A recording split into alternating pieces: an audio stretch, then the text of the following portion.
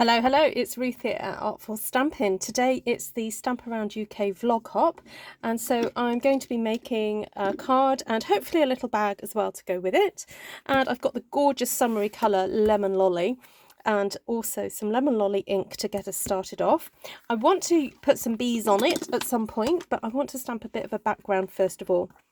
So I've grabbed the two daisy images from this set, and I'm planning to stamp a whole load of these daisy images all over this piece of cardstock, and then do a nifty trick to basically stamp these two together, like you can see, I'm doing. I've put the two stamps on one block, and then I'm also going to line up the line images and do the same as well.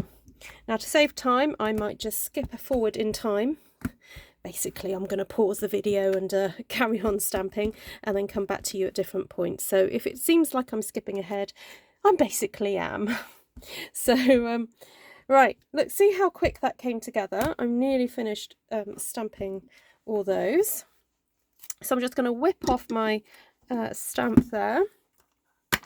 Then grab the outer sections or the lined sections of this stamp set and hope I can fit them on. I should have double checked really that I could put these together, but I'm hoping that they will sit with each other. Oh, I think that's gonna work. I think if you're going to do this technique, I would suggest you do the outer first. I don't know why I didn't do that. But anyway, it's done now. So I'm going to grab a bit of Daffodil Delight here. And it doesn't matter if they don't completely line up. It's just to get some interest down on the page.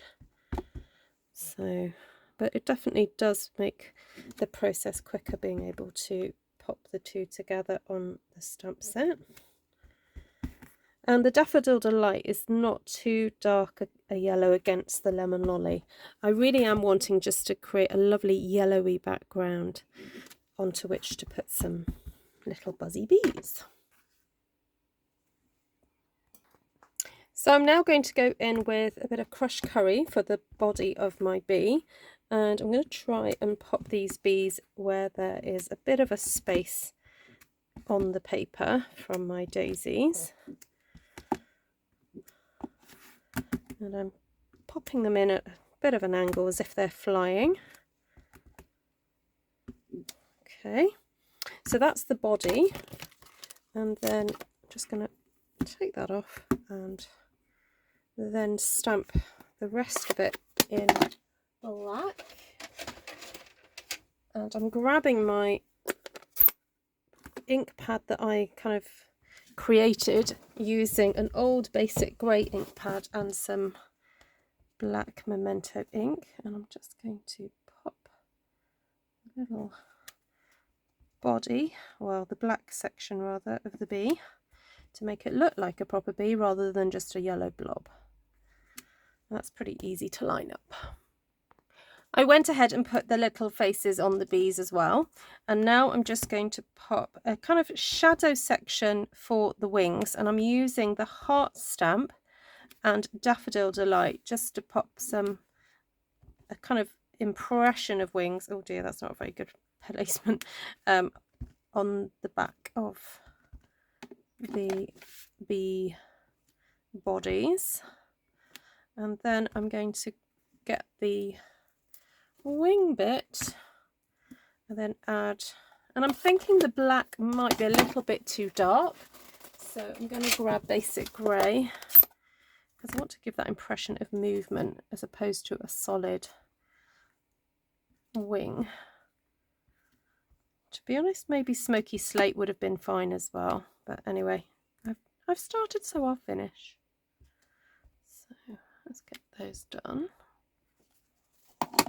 And then now the bees are in place, what I'd like to do is stamp some more flowers. So I'm using that sort of triple flower from the Cheerful Daisies, and I'm just going to add in with some Daffodil Delight some additional flowers in the gaps around the daisies and also the bees, as I want to just fill up this whole page with pretty florals.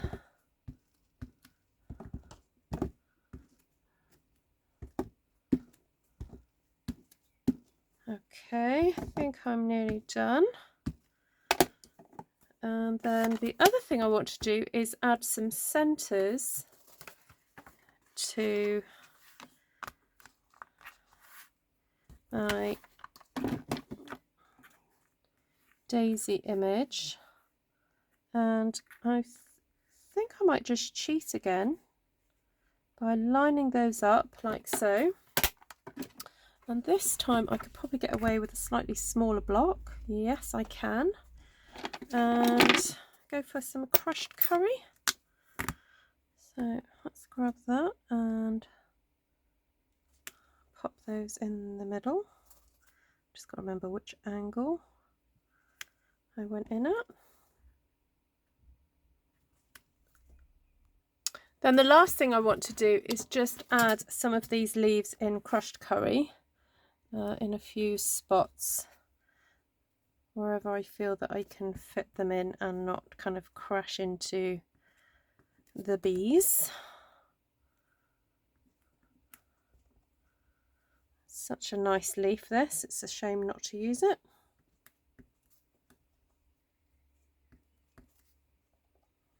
I'm doing first and second generation because it's crushed curry, it can kind of cope with that, and you can see the two leaves quite well there. So this is going to make a really super simple, easy to put together card, because I've done all the hard work now by stamping all this. And then I'm going to make a little bag as well. So let's have a look at what I'll need to make a bag. So I actually want to make kind of quite a large boxy looking bag, and so I've taken 2 pieces of cardstock here, the UK size cardstock, and I'm just going to score at 10 centimeters and then 20, so that's approximately 4 inches and 4 inches, or 8 inches rather. Oh, I need to cut it then. And then I'm going to turn it around, and basically I just need to score a panel that is 6 centimeters. Is that going to be enough? I should probably do it a bit more than that. Maybe 8. No, I'm going to stick with 7. So, and then I've turned it and scored at 7. So I'm going to do that to this one as well. So I've gone ahead and also cut a panel that's going to go on the front of my bag. I'm going to see if I can put 2 panels on, but I'm going to make the card after this and then decide. So I'm just folding and burnishing the score lines that I did earlier. And then I'm going to fold that up, and basically I'm going to do exactly the same thing to both pieces of cardstock, but I'll show you what I'm going to do on this one. So on this one I'm going to cut up to that bottom score line and then give that a trim off like so, and then this one I'm just going to fold in half, and I'm going to cut a very tiny slither out of the cardstock up to that score line. So do that for both pieces. So I've realised that my piece of paper here is, once I place that in the middle, it's a little bit, it's got a little bit of a margin at the top there. So I want to cut this down so that it doesn't have that.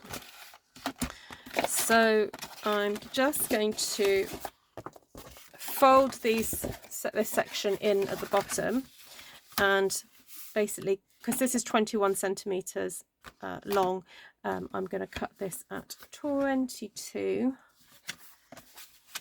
if I can do this. Ooh.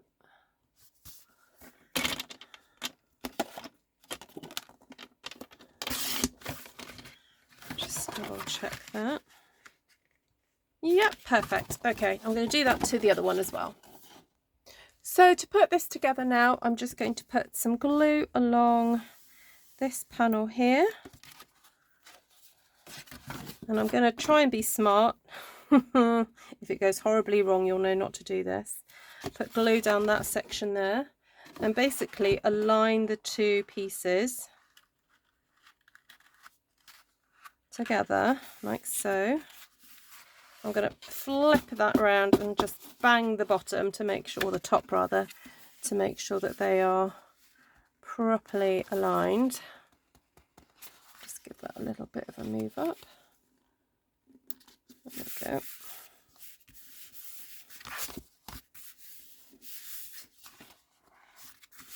I think it looks okay. Give that a little bit of a smoothing over with my bone folder. There we go. That'll be the proof of the pudding to scoot it over. There we go. Yeah, that's all together. And while it's nice and flat, I'm going to stick this panel on here.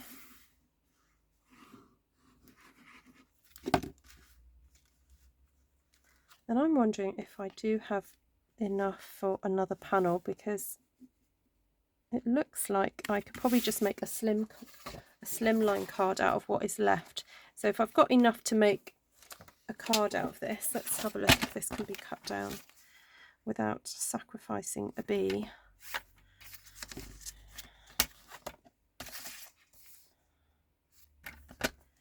Oh, okay. If I cut it.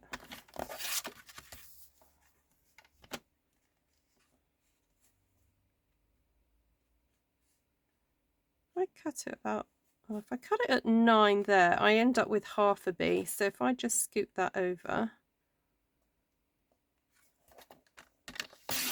basically both panels has got a bee on it, so that's okay.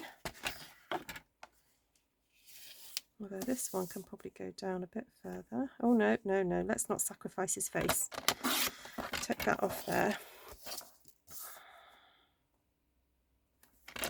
We'll just clip its wings. There we go. And then I've got another piece to stick onto that section there. And then my plan is to get one of my old circle punches and just punch 2 holes.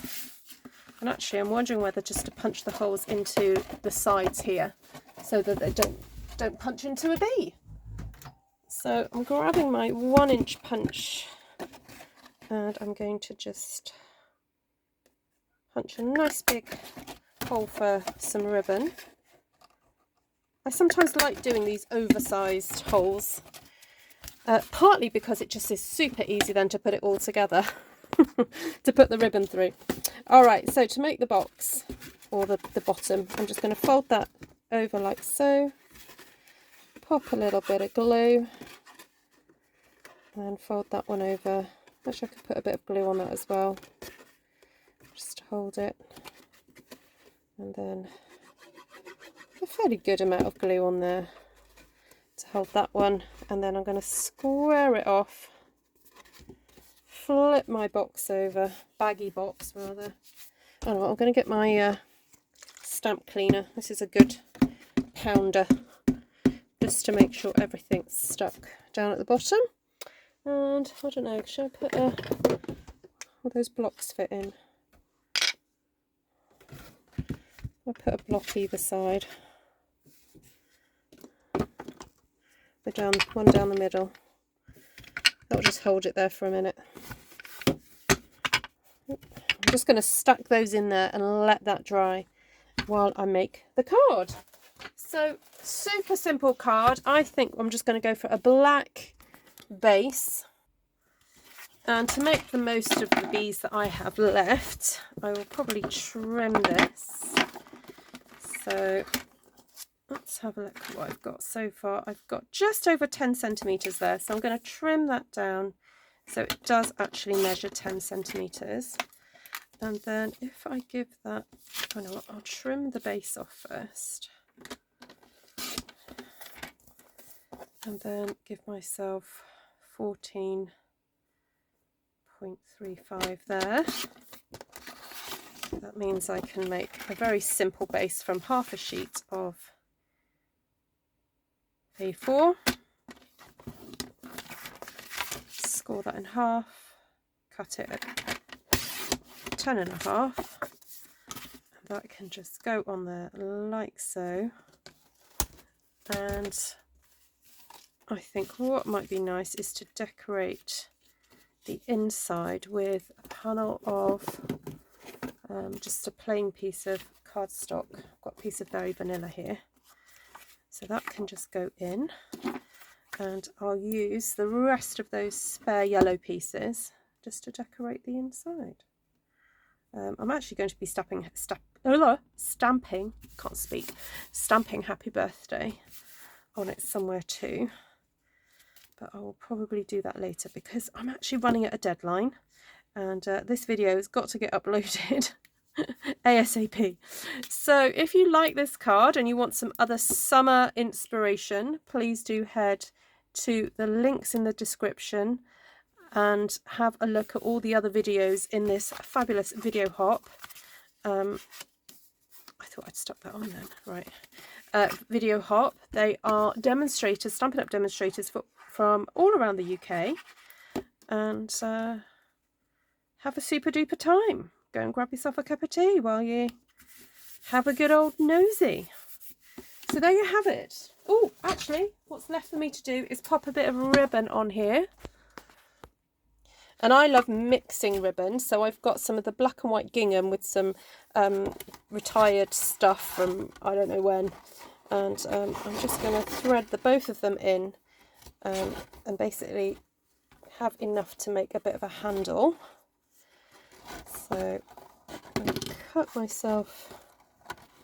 Oh, actually, I'm at the end of that yellow, so if I just cut the black to the same amount as the yellow, that will do. I'll take you up a bit. Oops, sorry about this. Shoddy camera work. Apologies. So I just want that gingham to be straight.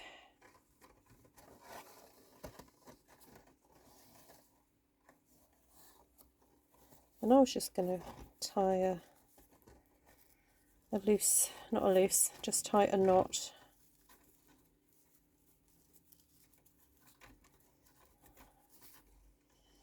Let's bring that up like that. So basically, once it's doubled over like so, it makes a really nice handle like that. I mean, you can use it just singly, but I think it's probably better just to use it doubly. But there you have it. Okay, so fun bag with a card. Oh, actually, while I've got the ribbon out, I think a nice bit of ribbon through the middle of that would look fabulous, just to finish that off. Now, I believe this gingham is still in stock. Forgive me if it isn't, but I think I noticed that it was. And because I remember feeling quite pleased because I really like this ribbon. Also, there's something very similar to it.